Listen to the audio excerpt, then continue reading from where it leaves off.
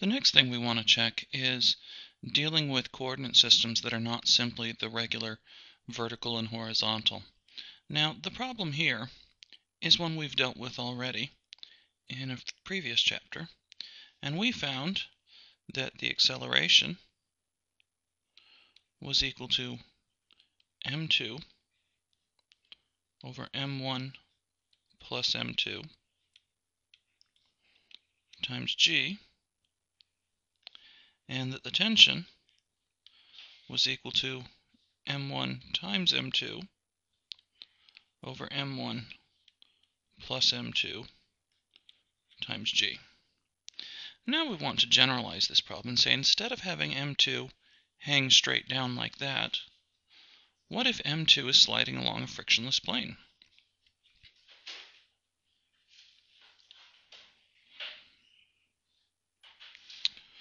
Well, in this case, we need to ask ourselves what kind of coordinate system is going to be the best.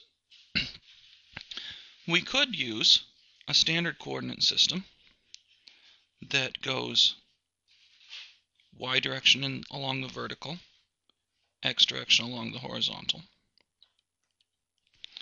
But if I use that coordinate system here, then I'm going to have some troubles. Let's shrink this again and talk about y. No, actually, let's look at the forces here. I have a normal force that's perpendicular to the surface. Remember, normal means perpendicular to a surface. I have no frictional force. I have a gravitational force straight down. I have a tension force that direction. And I have an acceleration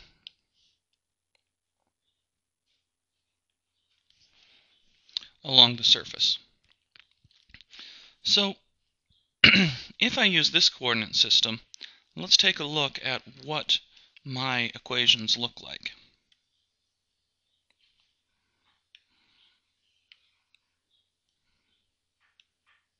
Oops.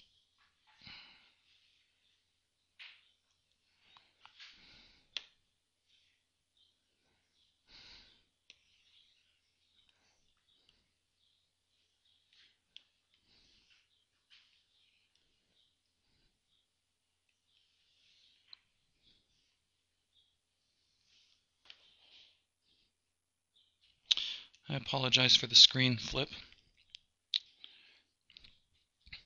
Alright, so if my coordinate system is this direction for y and this direction for x, and my forces are normal force turned this way, a tension force that direction, and a gravity force this way,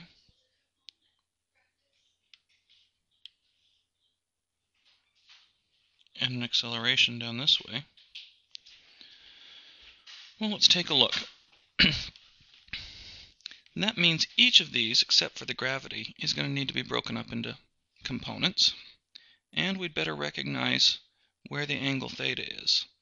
Now, if this was horizontal, normal would be straight up, tension would be straight left, acceleration would be straight right, which means that they've all turned by an angle theta in the clockwise direction. So that's an angle theta, that's theta, and that's theta, which means as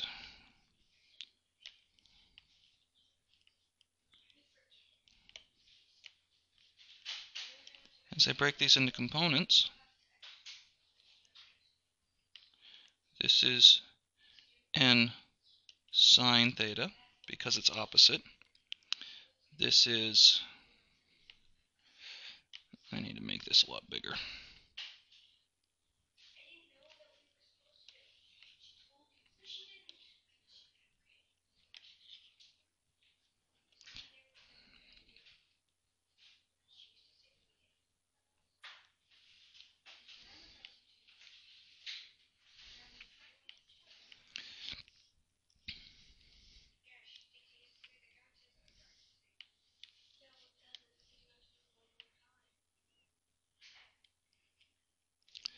This is n cosine theta.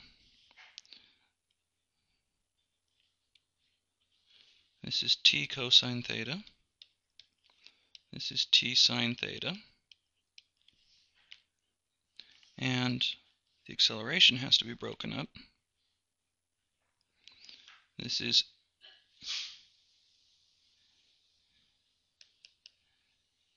a cosine theta, excuse me. And this is a sine theta. Wow, that sure looks complicated. And if it looks complicated, in this particular case, it's because it is.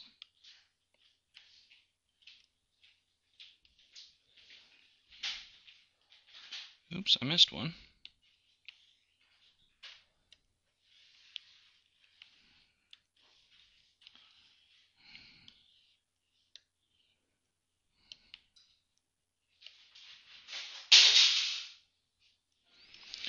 Alright, let's look at what our equations say now. In the y direction, I've got n cosine theta plus t sine theta minus mg equals ma sine theta, and I forgot a negative sign because it's downward. It's negative ma sine theta. In the x direction, I have n sine theta minus t cosine theta equals ma cosine theta. So that looks pretty horrible. And in fact it is rather difficult. So maybe, just maybe, there's a better way of going about it. I could now solve this for a and t. I could solve one of these for t, plug it in, solve for a, and I will get the right answer. But it's very complicated and very confusing. As you can see, there's lots of different components here. So let's try something different. Let's go back here. Oops, nope.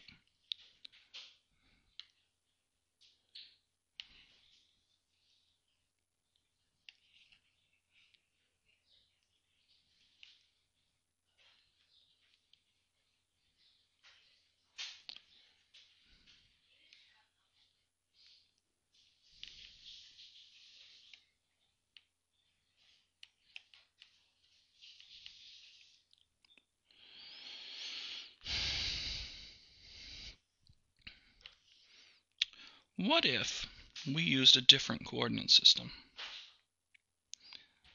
I've got this coordinate system where y points straight up and x points straight horizontally. But I can take that coordinate system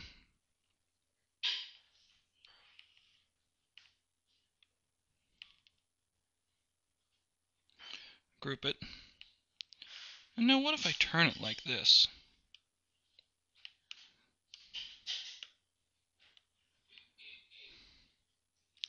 Look how that looks now. Let's draw a free body diagram again and see how it looks with this new coordinate system. I have a normal force here, which is strictly on the y-axis. I have a tension there, which is strictly on the x-axis. I have gravity, which is not along either axis. And I've got an acceleration, which is strictly along the x-axis. So, of the three forces and acceleration, now instead of having three of those that I need to break up into components, I only have to break up the one gravity force. Figuring out the angle for it is a little more difficult.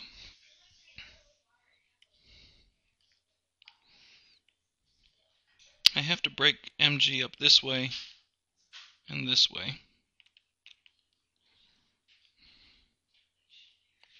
And it turns out that this angle right here is theta. Personally, I think the easiest way to see that is if I draw a coordinate system.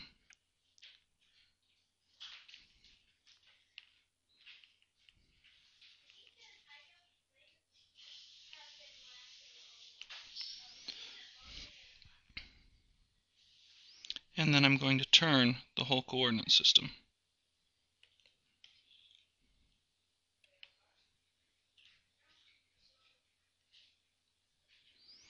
Okay, so I turn the coordinate system like this. Now the whole thing has been turned through the exact same angle,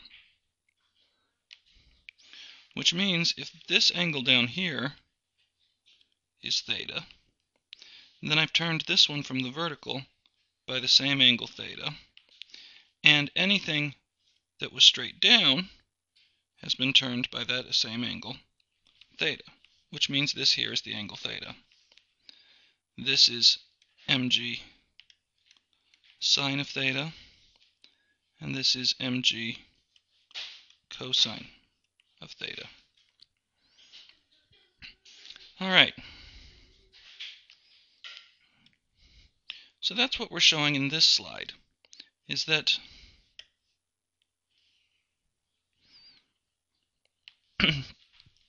whereas the regular coordinate system is still the easiest for this mass, where the forces, gravity, normal force, tension, and the acceleration straight to the right. In this case, they are all along these axes. In this one, normal, tension, acceleration are all along these axes, which make them more useful axes. We do have to break gravity up into components, but that is comparatively simple. So I'm going to shrink this down.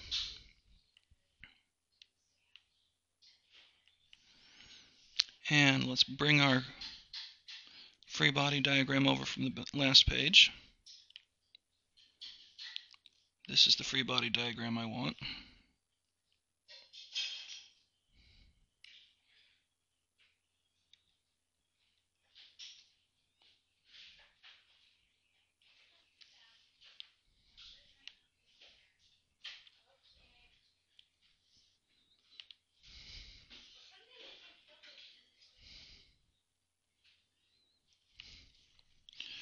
Alright, so in this case, the forces on M1 are just like they were in the previous problem. I've got normal minus M1G equals M1A, which is 0. And I've got tension equals M1AX, which is what I'm looking for. This was AY, that's 0. That's for mass 1. For mass 2, I have N minus M2G cosine theta equals M2 AY, and AY for 2 is also 0. It doesn't accelerate in or out of the plane here. And in the x direction, I have M2G sine theta minus tension equals M2A. Notice how very, very much simpler these two equations are compared to the same equations, x and y, if I used regular vertical and horizontal coordinate system.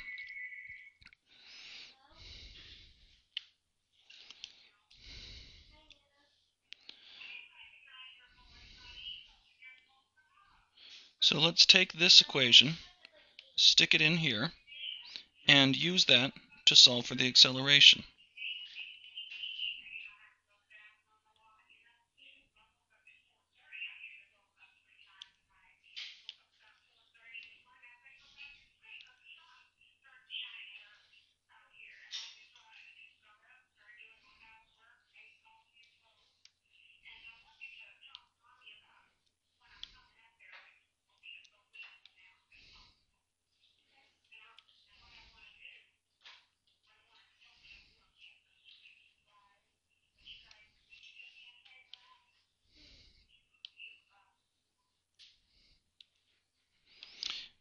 Okay, you know what? I think it's going to be better if we just go ahead and add these two equations. So that becomes m2g sine theta. The tensions cancel, and that's going to equal m1 plus m2 times a. So the acceleration is m2g sine theta divided by m1 plus m2. Then the tension, we can just find from this equation here, it's m1a, and that's equal to m1 m2 g sine theta over m1 plus m2. Now we can do a couple of reasonableness checks. First off, if theta were 90 degrees, then this would be straight up and down, m2 would be hanging, and we would have exactly the problem we did last time, where the acceleration is just m2 over m1 plus m2 times g, and the tension is just m1 times m2 over m1 plus m2. So let's look and see whether, if I put in theta is 90 degrees, do I get that same result? Yeah, if theta is 90 degrees, sine of theta is 1, then m2, the acceleration would be m2g over m1 plus m2, and the tension would be m1 m2 g over m1 plus m2. So yes, I get exactly the same result in that limit. The other thing to notice here is that in that situation, what if I set the angle to be 0 degrees? If the angle was 0 degrees, both blocks are just sitting on a level surface, and sitting on a level surface, we get no acceleration. Sure enough, if I put in sine theta sine of 0, this becomes 0, the acceleration is 0, and the tension is 0.